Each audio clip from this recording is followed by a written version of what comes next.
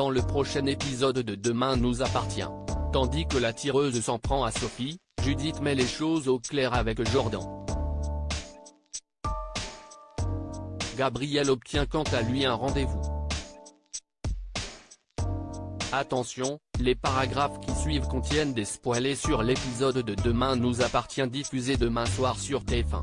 Si vous ne voulez rien savoir, ne lisez pas ce qui suit. Vendredi 7 octobre dans Demain nous appartient.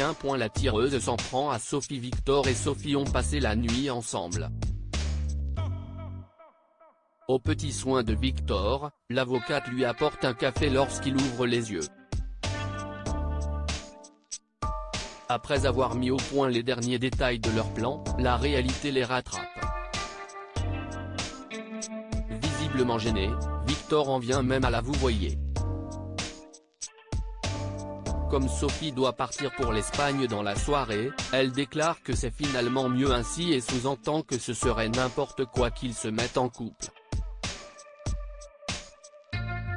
Par la suite, la police réussit à joindre Victor après de nombreuses tentatives et le convoque au commissariat afin de déterminer pourquoi son ADN a été relevé sur le corps de Johan.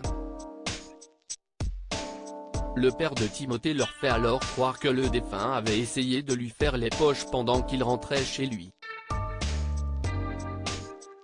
Il précise même l'avoir plaqué contre le mur au moment où il essayait de lui prendre son téléphone portable. Lorsque la capitaine Hassan évoque le lien entre Sophie et Johan, Victor fait mine de ne rien savoir.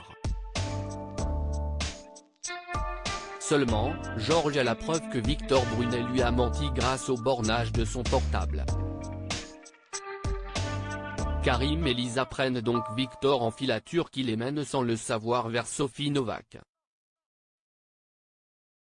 Pendant ce temps, Sophie finit de préparer son sac lorsque quelqu'un frappe à la porte. Pensant qu'il s'agit de Victor, elle ouvre et se retrouve malheureusement face à la tireuse qui lui tire dessus. En entendant le coup de feu, Victor se précipite à la planque où il découvre Sophie inconsciente étendue sur le sol. Tandis qu'il cherche à stopper l'hémorragie, Lisa et Karim débarquent. Judith met les choses au clair avec Jordan. Jordan a séché les cours hier après-midi pour donner un coup de main au mât. Compte tenu de ses absences à répétition, Audrey lui rappelle que ce travail était uniquement pour l'été et qu'il a désormais le bac à la fin de l'année. Jordan promet alors que cela se reproduira plus. En arrivant au lycée, Jordan raconte à Emma combien il a adoré son rencard avec Judith. Il pense même organiser une randonnée avec un pique-nique de folie pour leur prochain rendez-vous. De son côté, Judith pense encore à Noah. Elle confie d'ailleurs à sa mère qu'elle n'a pas envie d'aller mieux et qu'elle ne peut pas faire ça au garçon qu'elle a aimé. Rapidement, Chloé comprend que sa fille dit cela à cause de Jordan. En effet, elle a bien remarqué que Judith n'était pas insensible au charme du fils Roussel. Tandis que Judith reconnaît qu'elle culpabilise vis-à-vis de Noah, Chloé tente de la rassurer puis lui rappelle qu'elle n'est pas obligée de se remettre dans une histoire tout de suite. En fin de journée, Jordan se rend au mât pour travailler et profite de croiser Judith pour l'inviter à un rendez-vous ce week-end. La fille Delcourt prend alors son courage à deux mains pour lui avouer qu'elle ne se sent pas encore prête. Elle lui explique ensuite qu'elle a besoin de temps et qu'elle ne veut pas lui demander d'attendre. Dans la mesure où ils s'entendent super bien, elle préférerait qu'ils restent amis. Évidemment, c'est un coup dur pour Jordan. En rentrant, il explique à sa mère qu'il ne veut plus retourner au mât car il n'a pas très envie de revoir Judith après ce qu'il s'est passé. Compréhensive, Audrey pense que c'est peut-être mieux ainsi et préfère que son fils se consacre à ses études.